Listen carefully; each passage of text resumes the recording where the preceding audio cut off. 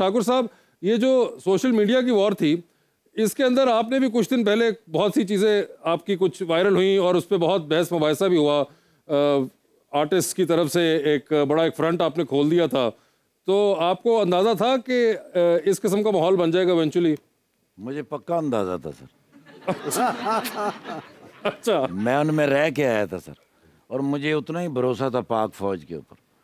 देखे ना, ये जितने भी ड्रोन उधर से आए, कौन गिरा रहा था?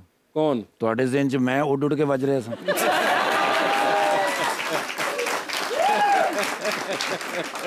ऑफ कोर्स पाकिस्तान की आर्मी थी। वैसे अगर आप खड़े हो जाते ना सर,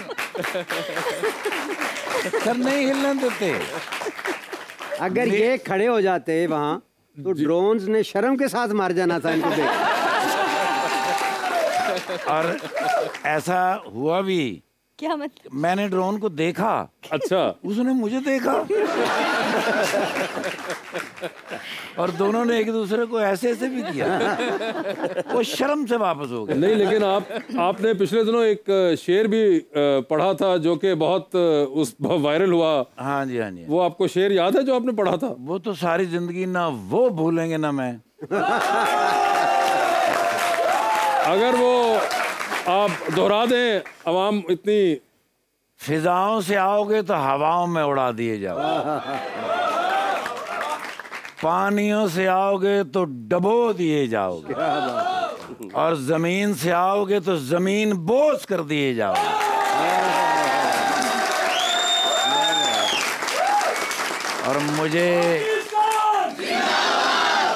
और मुझे इस बात का फख्र है कि पाक फिजाइया ने ये साबित भी किया।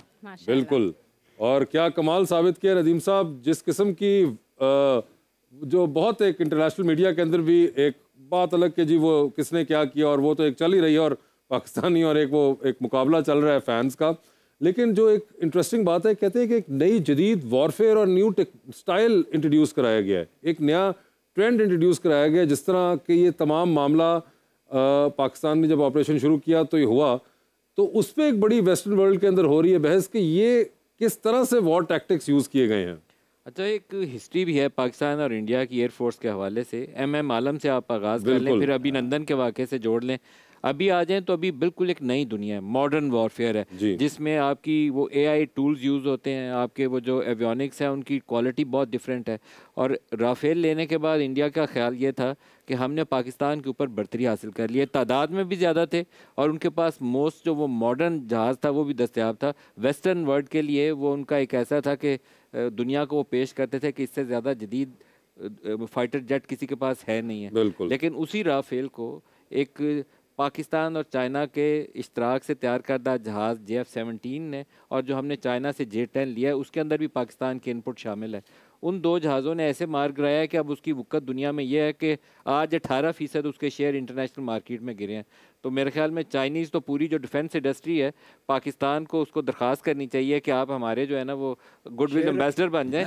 दुनिया में जहाँ जाएंगे आप हमारी पहचान करेंगे।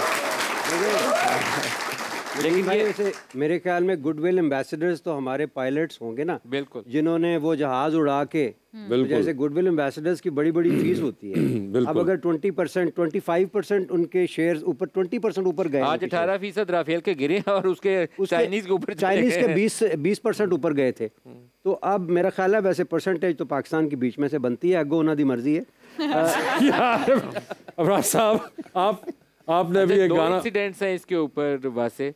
एक जो S-400 सिस्टम है उनका, जो रशियन सिस्टम है, उसकी दुनिया में अभी तक तबाही की कोई मिसाल नहीं है। वो पहली मिसाल है जो अभी कायम हुई है, और 2 बैटरीज उसकी, वो JF-17 है जो प्योरली पाकिस्तान मेड है, कामरा में तैयार किया गया जहाज़ है, उन्होंने 2 बैटरीज उसकी तबाह की हैं S-400 की, और वो भी इसी एयरफोर्स का और इसी की महारत का कमाल है। इसमें मेरे ख्याल में जहाज़ ही सिर्फ रिक्वायर्ड नहीं है, वो दिमाग जो वो सोच है और वो मंसूबा है जिसके साथ और जज्बे के साथ वो जाते हैं, वो सारी चीज़ें जब यकजा होती हैं तो फिर वो हथियार काम आता है, नहीं तो वो हथियार भी काम नहीं आता। नहीं, बिल्कुल, नो डाउट अबाउट दैट।